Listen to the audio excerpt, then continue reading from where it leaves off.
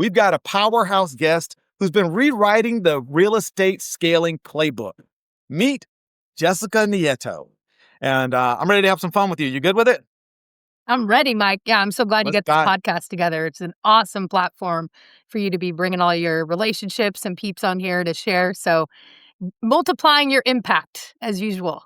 Yes, that is it. Now, speaking of multiplying and momentum, your Momentum Mondays help agents refresh and act.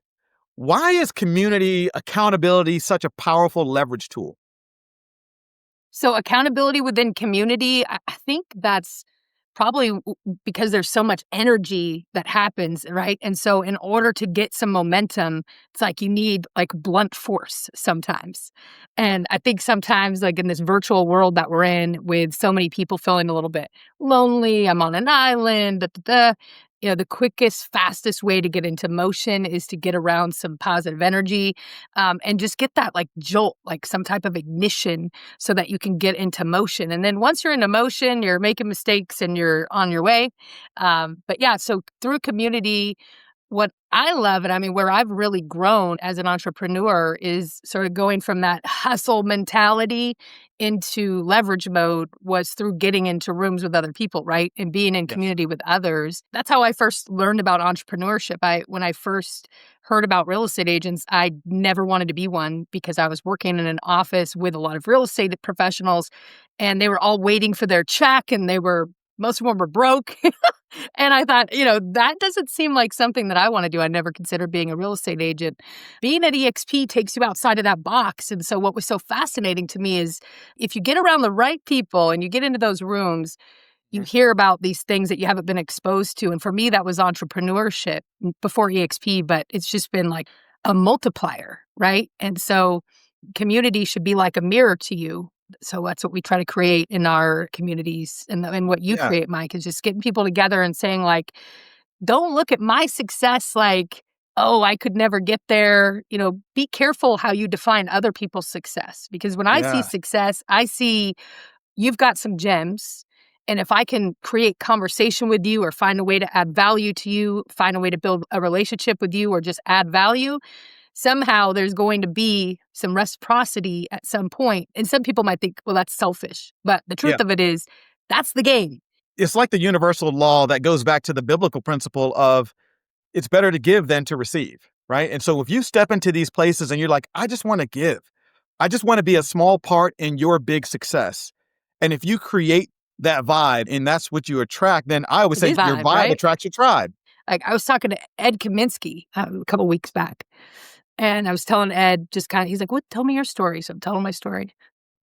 And he's like, that's a lot of those things aligned with what I went through. And the reason why we were having the conversation is because I was asking Ed a mentorship question and pay people too. Like I do that all the time. I'll say, hey, if you can't get into conversation with people or you can't get people's time and you don't have a relationship with them, just say, hey, could I pay you to sit with me for 30 minutes? I've got a couple questions that I feel like you are perfectly suited to give me the clues to. Ooh. Have you ever had anybody take you up on that offer and be like, yeah, you can pay me for 30 minutes? 100%. Wow. So why not? So for me, growing up, we didn't have much money. We don't have, parents that went to Harvard or people that know somebody. So for me, communication, adding value, building community, and true connection has just been something that I found was the way to pave the path, right?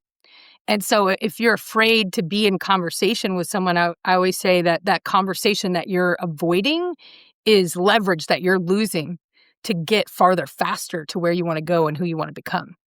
We talk about working on your business and not always just working in your business. I think a lot of agents especially get lost. Business owners, we get lost in the sauce at some point. We start just focusing on doing the things and, whether we're managing a team or you have employees, whatever it is, you're just constantly going. And it's very easy to lose track of sometimes even the vision, the longer term vision. It's like, wait, stepping back for a second and working on the business. And I read a stat that 97% of small businesses fail within the first 5 years. I'd love to know the statistic of how many of the 97% then started something new and how many of them gave up. think about it. There's a lot of agents. Ask Let's talk about real ChatGPT estate what. agents. There's a lot of agents. Most real estate agents fail within their first 2 years, right? Mhm. That number is like 87% of agents fail within their first 2 years. It's something like 90% of those agents that make it fail within their next 5 years, right? Because of that real Yeah. estate roller coaster. They never build the systems. They never begin scaling and having some kind of way of Hmm. having a reliable source of income out of the business. And so you end up getting these part-time agents many Yeah. times. And then if they do fail out of the business, then they end up going back into the 9 to 5 that they probably came out of to go into real estate. I think that's exactly where they get it from, though, right?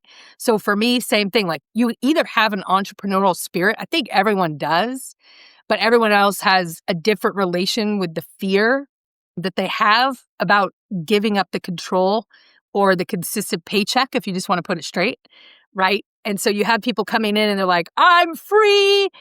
And they're like, there's no gravity. I I'm don't my know what own to do. And they're boss. like, tell me what to do. Like, what do I do? And that's a great thing about, getting into the right environment. So being at EXP, you're in the right environment, but now it's up to you to actually put it into motion and put it into action, which is taking the action and all of that, but taking the right actions. And then it's like, don't chase all the squirrels, right? Don't chase every freaking little thing like every day, like, oh, I'm going to do this and I'm going to go door knock, and try a little bit, but have a plan, right? Like, I'm going to Yeah. try this and not give up. One of the things that keeps us honest on our team and keeps us growing and getting better is that you have to challenge your own belief that you have about something. We talk about that a lot. One, you have to cultivate a belief, but you also have to challenge your belief in how great you are at something. You're like, well, I'm getting, this many real estate listing appointments, and I'm meeting this many buyers and getting this many buyers pre-approved and doing this many buyer consultations or whatever it is now. Right? Now it's buyer consultations before we do anything, which is great. I mean, it creates a perfect environment at an open house to create new business, where you have some agents that are like, well, nobody came to the open house, or it was slow, or people don't want to talk to me. What I hear is, exactly what's wrong. And within the EXP platform, you could go find the right person to help you fix that component. Go get really good at that part. And maybe at the same time, put it on your calendar, get a little bit better at something else, And then Yeah. the next thing is like, some agents I see, they get really, really good at something, and then they don't want to let go of that job. They don't want to let go of the control now of the result that they're getting based on their performance. When I talk to them about giving up some of that, they think of it like delegating. And delegating is just handing off a task. That's different than leverage, right? Correct. Leverage is like designing momentum so that something doesn't depend on you. Yes. So even whether it's a person or a company or whatever it is, it's about staying present in the thing that you're good at, but in a way that it can multiply. Man, you're good. Here's why I love that. Because that's the whole reason that I created the Leverage Lounge podcast. I believe that most of these small businesses that we talked about that have this high failure rate, most of them, there's 2 things that I think are lacking. One is exposure to how to build a bigger business, a better business, right? Yep. And then, yes, you have They're all these not, podcasts, you have books, you have all these things that you can watch, YouTube video, you got a ton of stuff that's out there. But we know that most people don't really invest their time into working on their business because they're too busy working in their business. So many times they're not listening to the podcast they should be listening to and such, right?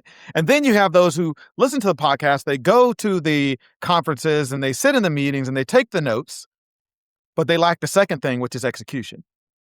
yeah. And They're so you like, can get people next. say knowledge is power. And I'm like, yeah, knowledge is power, but only applied knowledge is the power.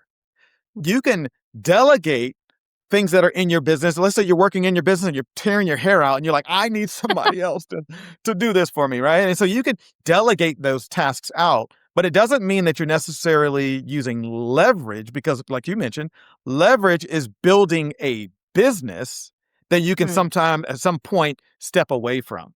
This is the long-term game. Speaking of building a business, you've actually built a borderless investment business across multiple states using our EXP tools. How does this platform unlock exponential scalability? Yeah. So we had a brokerage before we came over to EXP, and I can tell you that the things that keep you up at night are the things that you're not necessarily really great at and not meant to do. Like, we came to EXP for money.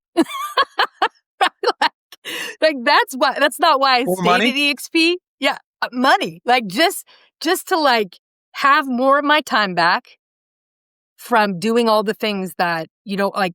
Obviously, we still have a lot of compliance we have to do as associate brokers, as agents, but just not being able to go into the broker's office. And this cracks me up. Like, I bet more top producers go in and ask the brokers question than people realize. Yeah. I don't know what that stat is.